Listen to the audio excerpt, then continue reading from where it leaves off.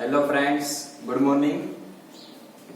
Economics ની અંદર chapter number 8 આર્થિક સુધારા, પણ મેં એવું કીધું છે તમને ચેપ્ટર નું નામ શું યાદ રાખવાનું? 1991 થી આર્થિક સુધારા. આર્થિક સુધારાની અંદર આપણે બે સુધારા પૂર્ણ કર્યા છે. પહેલો સુધારો એટલે ઉદારીકરણ, બીજો સુધારો એટલે ખાનગીકરણ. બે સુધારા શું કર્યા છે? આપણે પૂર્ણ કરી દીધા છે. આજે આપણે ત્રીજો સુધારો એવો વૈશ્વિકીકરણની વાત કરવાના છીએ.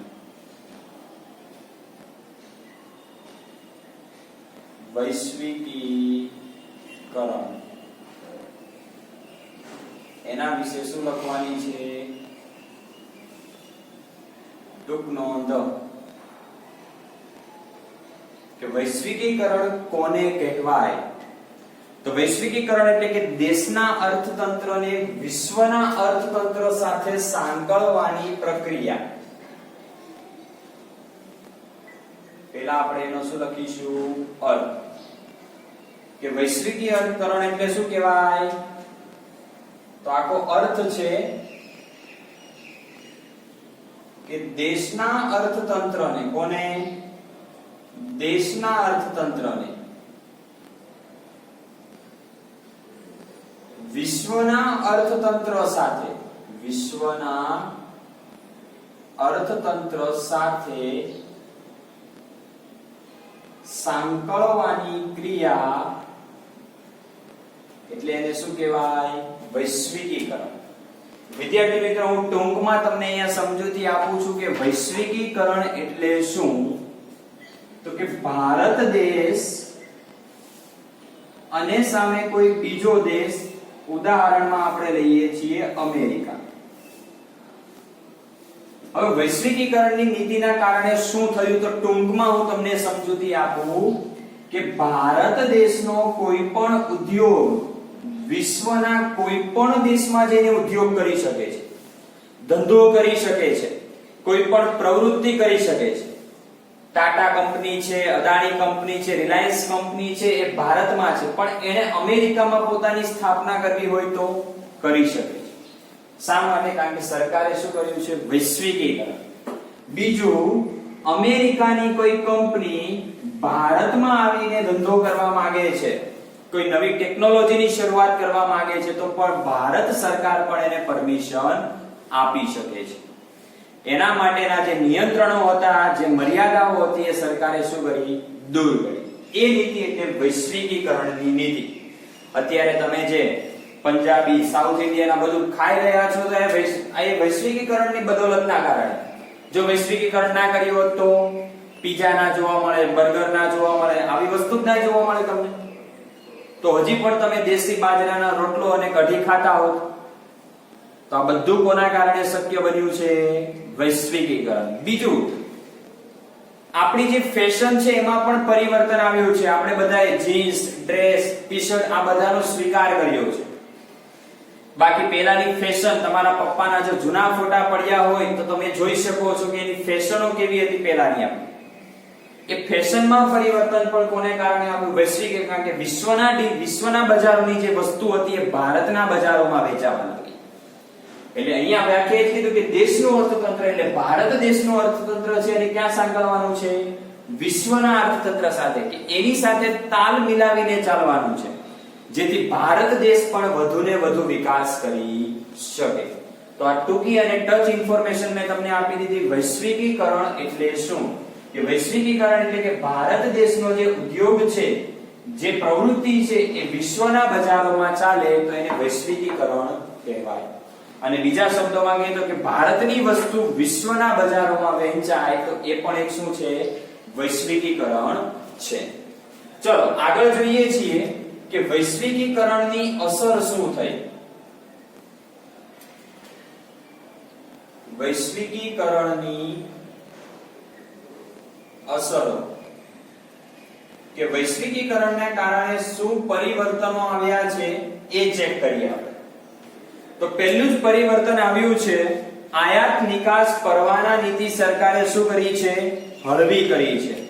આયાત નિકાસ પરવાના નીતિ સરકારે શું કરી છે? હળવી કરી છે. અહીંયા બંને લખજો તમે, અસરો અથવા તો એની પ્રક્રિયા. એટલે પરીક્ષામાં કદાચ એવું પૂછાય કે એની પ્રક્રિયા જણાવો તો પણ ચાલે. પહેલું શું કીધું? આયાત નિકાસ ની પરવાના નીતિ હળવી કરવામાં. આયાત નિકાસ, ઇમ્પોર્ટ એક્સપોર્ટ, કે વિશ્વના બજારોમાંથી કોઈ વસ્તુ તમે ભારતના બજારમાં લાવવા માંગો છો અને ભારતના બજારની કોઈ વસ્તુ વિશ્વના બજારમાં લઈ જવા માંગો છો તો સરકારે એની નીતિ શું કરી દીધી? હળવી. નિયંત્રણો હતા એ દૂર કરી દીધા. મેં તમને આગળ પણ સમજાવ્યું છે કે કોઈ પણ વસ્તુ આયાત નિકાસ કરો તો પહેલા શું હતું? સરકાર પાસેથી પરવાનગી લેવી પડતી. જ્યારે અત્યારે સંપૂર્ણ શું કરી દીધું? રદ. માત્ર એક ઇમ્પોર્ટ એક્સપોર્ટ કોડ તમે લઈ લો સરકાર પાસેથી એટલે સરળતાથી તમે તમારી રીતે ઇમ્પોર્ટ એક્સપોર્ટ કરી શકો છો. એટલે વસ્તુની આયાત અને નિકાસ કરી શકો છો.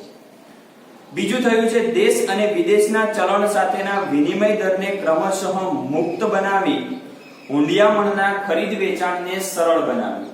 કે દેશ અને વિદેશના જે ચલણ સાથેનો જે વિનિમય દર હતો એને ક્રમશઃ સરકારે શું કર્યો? દૂર કર્યો. કે દેશ અને વિદેશના ચલણને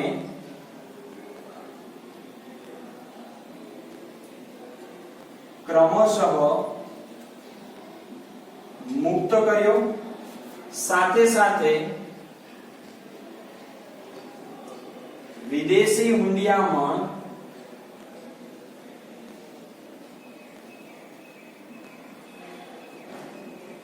ખરીદ વેચાણ પણ કેવું કરી દીધું સરકારે? સરળ બનાવી દીધું. અહીંયા લખી દઉં, ખરીદ વેચાણ પણ સરકારે કેવું બનાવ્યું? સરળ. મેં તમને આખું એક ઉદાહરણ આપ્યું હતું કે ભારત દેશ જો કોઈ બીજા દેશ સાથે વેપાર કરે છે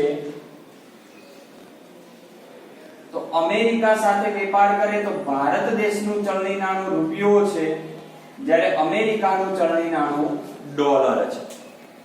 હવે વેપાર કરે તો અમેરિકા વાળી વ્યક્તિ તો આપણને પેમેન્ટ કેમાં કરશે? ડોલરમાં જ કરશે. તો આ સમયે સરકારે ચલણને શું કરી દીધો? ક્રમશઃ મુક્ત, ભેદભાવ વગરનું ચલણ કરી દીધું. કે ભારત દેશના અંદર કોઈ વિદેશી ચલણ આવે છે તો રિઝર્વ બેંક ઓફ ઇન્ડિયાને મંજૂરી આપી કે તમે એ હુંડિયામણનું ખરીદ વેચાણ કરી શકો છો. એટલે reserve bank of India dollar લઈ લે છે અને ડોલરના બદલામાં આપણને શું આપે છે? આપણી ઇન્ડિયન કરન્સી એટલે રૂપિયો આપે છે. એટલે વિદેશી ચલણને સરકારે ક્રમશઃ શું કરી દીધું? મુક્ત કરી દીધું. કે જે નિયમો હતા એ નિયમો હળવા કર્યા. ઉપરાંત વિદેશી હુંડિયામણની ખરીદ વેચાણ પણ શું કરી? સરળ બનાવી. તમારે ડોલર ખરીદવો હોય તો તમે ખરીદી શકો છો, એને વેચી શકો છો. ઘણા લોકો આવું પણ કરે છે કે જ્યારે બજારની અંદર ડોલરનો ભાવ નીચો જાય એટલે લોકો ડોલર ખરીદી લે રૂપિયા આપીને, પછી જ્યારે ભાવ વધે ત્યારે ડોલરનું શું કરે? વેચાણ કરે. આ રીતે પણ લોકો પ્રોફિટ મેળવે છે. ત્રીજું કીધું છે 1995 માં ભારત વિશ્વ વ્યાપાર સંગઠનનું સભ્ય બન્યું. આ ખાસ યાદ રાખજો. 1995 માં ભારત દેશ વિશ્વ વ્યાપાર સંગઠનનું શું બન્યું? સભ્ય બન્યું. શું યાદ રાખશો? વર્ષ, સંસ્થા વિશ્વ વ્યાપાર સંગઠન. તો એનું ટૂંકું નામ અહીંયા તમને લખી દઉં, WTO. ઇંગ્લિશમાં એને કહેવાય છે વર્લ્ડ ટ્રેડ ઓર્ગેનાઇઝેશન. એટલે વિશ્વના બજારોમાં વેપાર કરવા માટેનું ભારતે સભ્યપદ ક્યારે મેળવ્યું? 1995 માં. કે ભારત પણ વિશ્વના દેશોની જેમ આ એક સંસ્થા છે વિશ્વ વ્યાપાર સંગઠન, જેનું કામ શું છે કે વિદેશ વેપારમાં તમને જો કોઈ અડચણ આવે, કોઈ રૂકાવટ આવે તો એનું સોલ્યુશન કોણ લાવે? આ સંસ્થા લાવે, વિશ્વ વ્યાપાર સંગઠન. તો ભારત દેશ આ સંગઠનનું સભ્ય ક્યારે બન્યું? 1995. તો સારી બાબત છે. આપણે કોઈ વિદેશ વેપાર કરીએ છીએ, આપણને કોઈ મુશ્કેલી આવે તો તરત જ એનું નિવારણ કોણ લાવે? આ સંસ્થા લાવે, WTO, વર્લ્ડ ટ્રેડ ઓર્ગેનાઇઝેશન. જેથી આપણો વિદેશ વેપાર સરળ બને, સાથે સાથે આપણે ઝડપથી વિદેશ વેપાર કરી શકીએ. જે પણ રૂકાવટ આવતી હોય રૂકાવટ આવી શકે નહીં. ક્લિયર છે? 3 મુદ્દા. આગળ જોઈએ છીએ ચોથો મુદ્દો, દેશમાં સીધા વિદેશી મૂડીરોકાણને મુક્ત બનાવાયું. દેશની અંદર સીધા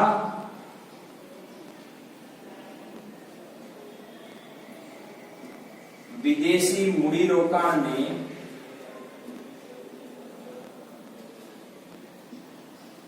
મુક્ત બનાવ્યું. સીધું વિદેશી મૂડીરોકાણ એટલે પ્રત્યક્ષ વિદેશી મૂડીરોકાણ. યાદ કરો, આપણે વાણિજ્યમાં ફોરેન ડાયરેક્ટ ઇન્વેસ્ટમેન્ટ આ શીખીને આવ્યા છે. તો સરકારે આને પણ મુક્ત બનાવ્યું. પણ મુક્ત કેટલું બનાવ્યું? તો ફોરેન ડાયરેક્ટ ઇન્વેસ્ટમેન્ટની પેલા મૂડી મર્યાદા 26% હતી, જે સરકારે વધારીને કેટલી કરી? 49%. કે વિદેશના બજારોમાં રહેલો કોઈ વ્યક્તિ ભારતના બજારમાં આવીને રોકાણ કરવા માંગતું હોય, સીધું વિદેશી મૂડી રોકાણ, તો એને સરકારે ક્યાં સુધી પરમિશન આપી કે તું ભારતના બજારમાં 49% જેટલું મૂડી રોકાણ કરી શકે. 49% વધારે મૂડી રોકાણની પરમિશન આપી નહીં, કારણ કે તમને કંપની ધારાનો નિયમ ખબર હોવી જોઈએ કે જો કોઈ વ્યક્તિ પાસે 51% મૂડી આવી જાય તો એ કંપનીનો શું બની જાય? માલિકી હક જમાવી દેશે. એટલે સરકારે વિદેશી મૂડી રોકાણ આપ્યું સીધું, પણ માત્ર એની મર્યાદા કેટલી રાખી? 49%. એટલે ભારતીય કંપનીની અંદર રોકાણ કરે તો એ ઇન્ડિયન કંપની જ કહેવાય, માલિક પણ એનો ઇન્ડિયાનો જ રહે. પણ મૂડી રોકાણ કરનાર કંપનીની મર્યાદા કેટલી કરી સરકારે? 49% કરી. એટલે સીધું વિદેશી મૂડી રોકાણ શું બની ગયું? મુક્ત. આગળ કીધું છે દેશના ઉદ્યોગકારો, રોકાણકારો ને અન્ય દેશ સાથે વ્યવહાર કરવાની છૂટ આપવામાં આવી. કોને કોને? દેશના ઉદ્યોગકારો અને રોકાણકારો. દેશના ઉદ્યોગકારો અને રોકાણકારોને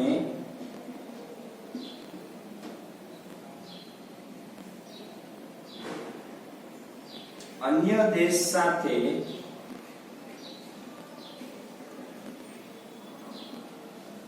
વ્યવહાર કરવાની છૂટ આપવામાં આવે. કોને છૂટ આપી સરકારે? તો કે દેશના જે ઉદ્યોગકારો અને રોકાણકારો હતા એને, રોકાણકારો એટલે જે ઇન્વેસ્ટમેન્ટ, જે રોકાણ જ કરતા હોય એમને છૂટ આપી કે તમે વિદેશના અંદર બજારોમાં જઈને પણ તમે શું કરી શકો છો? વ્યવહાર એટલે ખરીદ વેચાણ કરી શકો છો. એટલે વૈશ્વિકીકરણની નીતિને કારણે આ મુક્ત થયું. કોણ? ઉદ્યોગકારો અને રોકાણકારો. હીરા બજાર, આપણે અહીંયા હીરા તૈયાર થાય છે, વેચાય છે ક્યાં? તો કે વિદેશના બજારોમાં વેચાય છે, તો એ ઉદ્યોગકારો છે.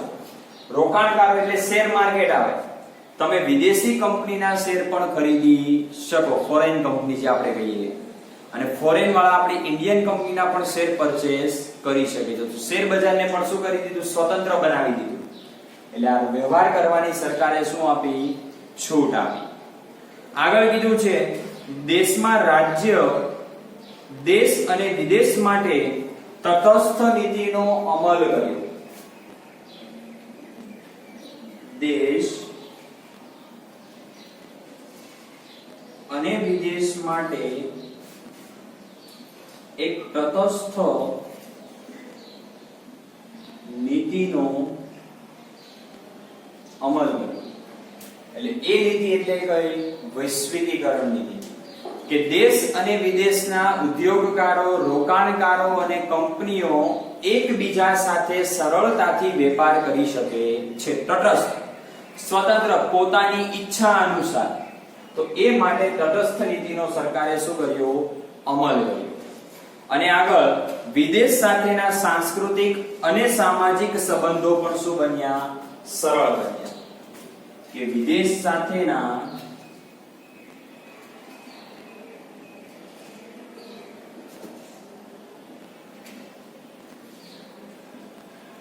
સાંસ્કૃતિક અને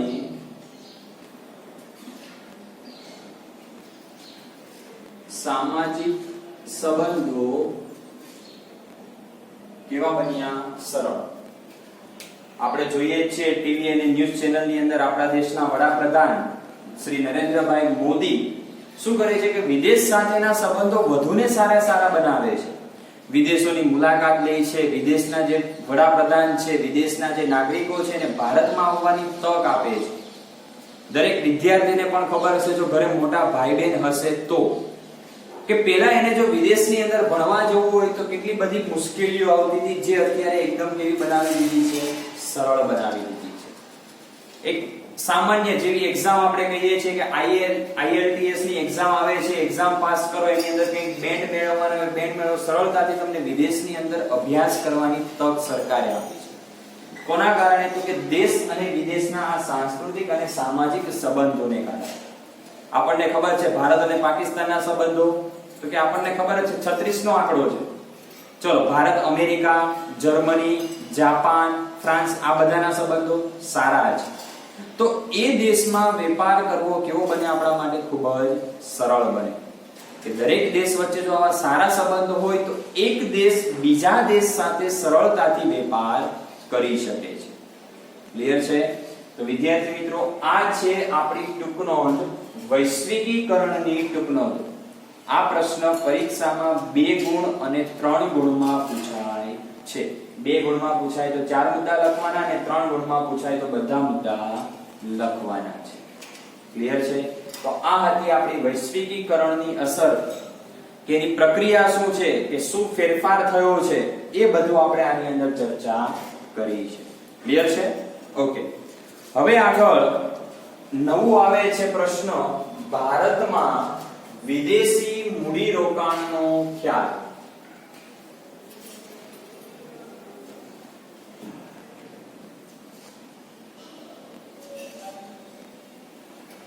ભારતમાં વિદેશી મૂડીરોકાણનો ખ્યાલ.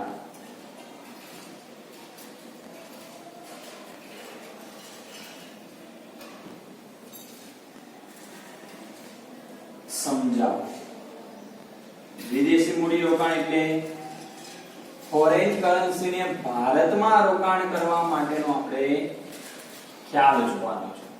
તો એને આપણે જુદી જુદી 2 રીતે ભારતની અંદર તક આપી છે વિદેશી મૂડીરોકાણ કરવા માટેની. જોઈએ 2 તક કઈ છે. પહેલું કે વૈશ્વિકીકરણની પ્રક્રિયા જો એની કારણે આપણો દેશની અંદર માળખું કેવું બની ગયું? એકદમ સરળ. કે વિદેશી મૂડીરોકાણ, ભારતનો કોઈ નાગરિક વિદેશના બજારોમાં જઈને ઇન્વેસ્ટમેન્ટ કરી શકે અને વિદેશનો કોઈ નાગરિક ભારતના બજારોમાં આવીને ઇન્વેસ્ટમેન્ટ કરી શકે. તો પહેલી જ અસર કોના કારણે થઈ?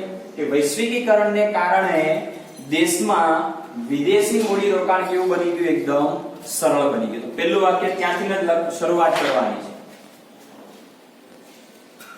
પહેલું કારણ કે વૈશ્વિકીકરણને કારણે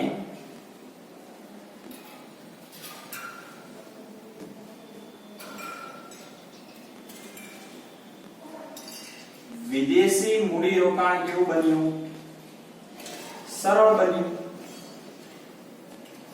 કે ભારતનો વ્યક્તિ વિદેશમાં જઈને રોકાણ કરી શકે અને વિદેશનો વ્યક્તિ ભારતમાં આવીને રોકાણ કરી શકે છે. વિદેશી મૂડીકરણનો મુખ્ય હેતુ દેશમાં ઉત્પાદિત થયેલી વસ્તુને બજારમાં ઊંચું સ્થાન મળે, ટેકનોલોજી સુધરે અને મૂડીરોકાણ વધે. કે આ વિદેશી મૂડીરોકાણ કરવાનો મુખ્ય હેતુ શું હતો? તો એનો મુખ્ય હેતુ પહેલું, દેશની જે વસ્તુ હતી એ વસ્તુને બજારમાં ઊંચું સ્થાન મળે. બીજું એનું એવું કારણ હતું કે ટેકનોલોજી એની સુધરે અને ત્રીજું એનું એવું કારણ હતું કે એનું મૂડી રોકાણ પણ વધે. ત્રણ કારણોસર વિદેશી મૂડીરોકાણને ભારતમાં પરમિશન આપી. આપણને ખબર છે વિદેશોના માર્કેટની અંદર, વિદેશોના બજારોમાં આપણી કરતા પણ ચઢિયાતી ટેકનોલોજી છે. અત્યારે આપણે 4G મોબાઈલ ડેટાનો ઇન્ટરનેટનો યુઝ કરી રહ્યા છીએ, ત્યાં જ્યારે 7G 8G અને 10G સ્પીડનો જે ઇન્ટરનેટ છે એનો ઉપયોગ ચાલે છે. આપણે અહીંયા સર્ચ કરીએ તો પહેલા તો રિફ્રેશિંગ ચાલુ થઈ જાય, ત્યાં તો ટક કરતું સર્ચ કર્યું, એન્ટર આપ્યું, ઇન્ફોર્મેશન કલેક્ટ. આટલો ડિફરન્સ છે, ટેકનોલોજી છે એની પાસે.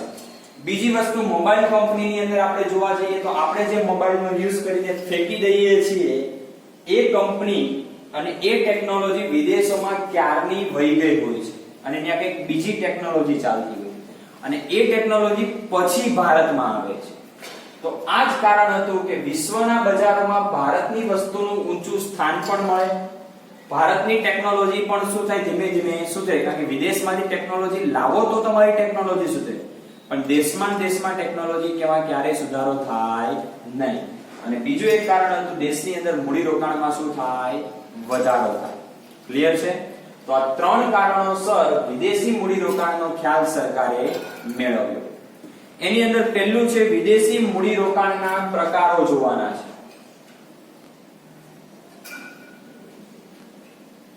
વિદેશી મૂડીરોકાણના પ્રકાર.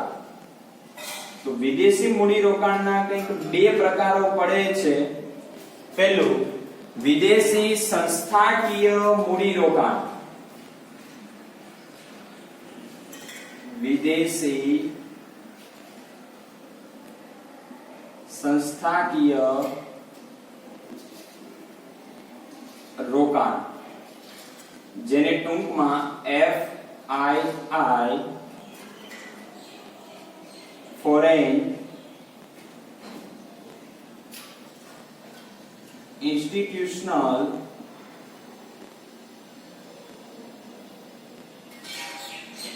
ઇન્વેસ્ટમેન્ટ કહેવાય.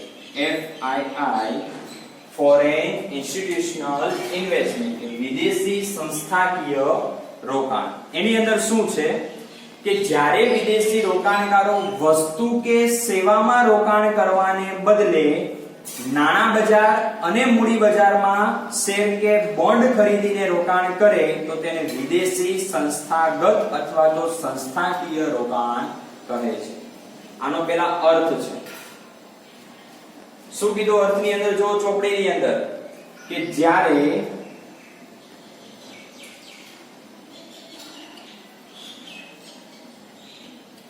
વિદેશી રોકાણકારો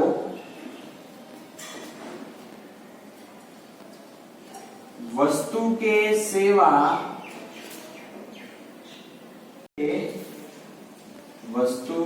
સેવા ખરીદવાને બદલે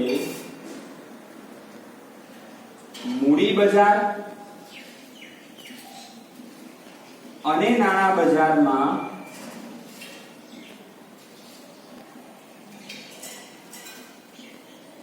શેર કે બોન્ડ ખરીદે તો તેને વિદેશી સંસ્થાકીય રોકાણ કહે છે.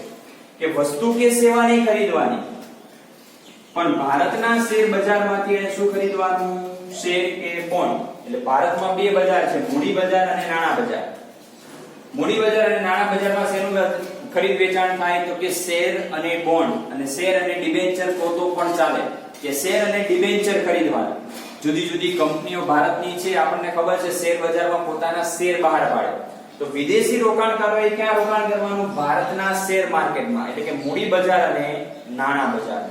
તો આ જે રોકાણ કરવાની પ્રક્રિયા છે એને શું કહેવાય? વિદેશી સંસ્થાકીય રોકાણ કહેવાય છે.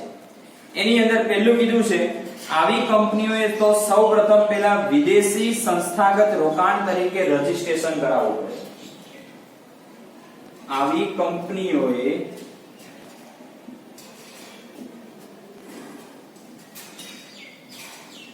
વિદેશી સંસ્થાગત તરીકે પોતાનું રજીસ્ટ્રેશન કરાવવું પડે.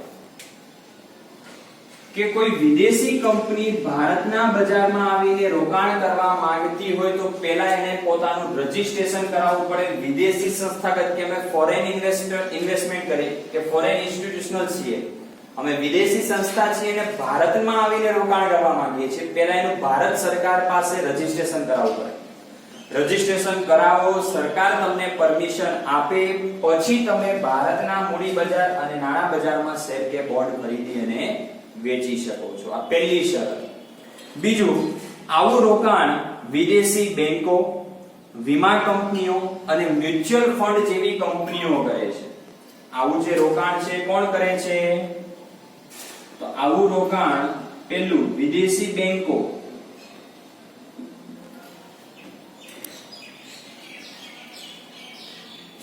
વીમા કંપની અને મ્યુચ્યુઅલ ફંડની જે અલગ અલગ સંસ્થાઓ છે એ કરે છે. કે આ વિદેશી સંસ્થાગત રોકાણ કોણ કરે?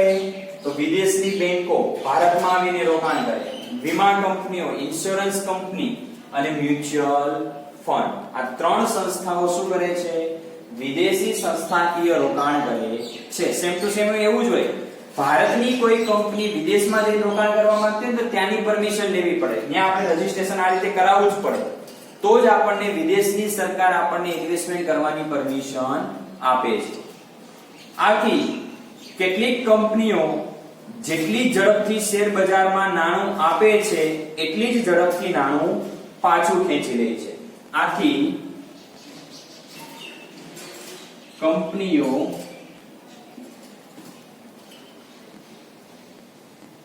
જેટલું ઝડપી નાણું શેર બજારમાં આપે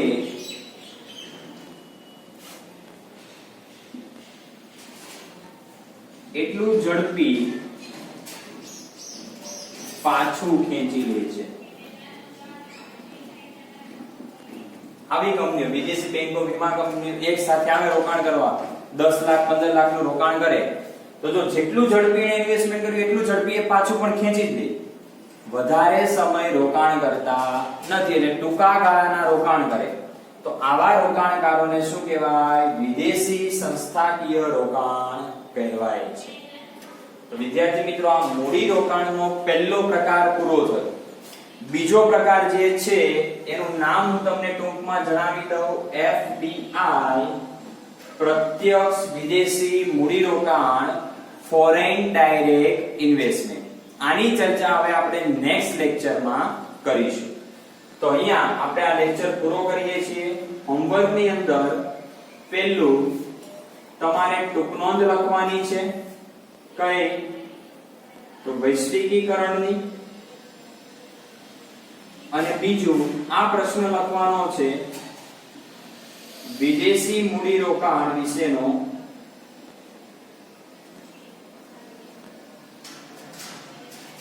જેની અંદર તમારે પહેલો પ્રકાર એટલે કે વિદેશી સંસ્થાકીય રોકાણ વિશેની ટૂંક નોંધ લખવાની છે. એટલે બોર્ડ ઉપર મેં જેટલું સમજાવેલું છે એટલું તમારે વ્યવસ્થિત અને સારા અક્ષરે નોટબુકમાં લખવાનું છે. ક્લિયર? નેક્સ્ટ લેક્ચરમાં આપણે આનો જે આ બીજો પ્રકાર જે અધૂરો છે એની ચર્ચા કરીશું. ઓકે?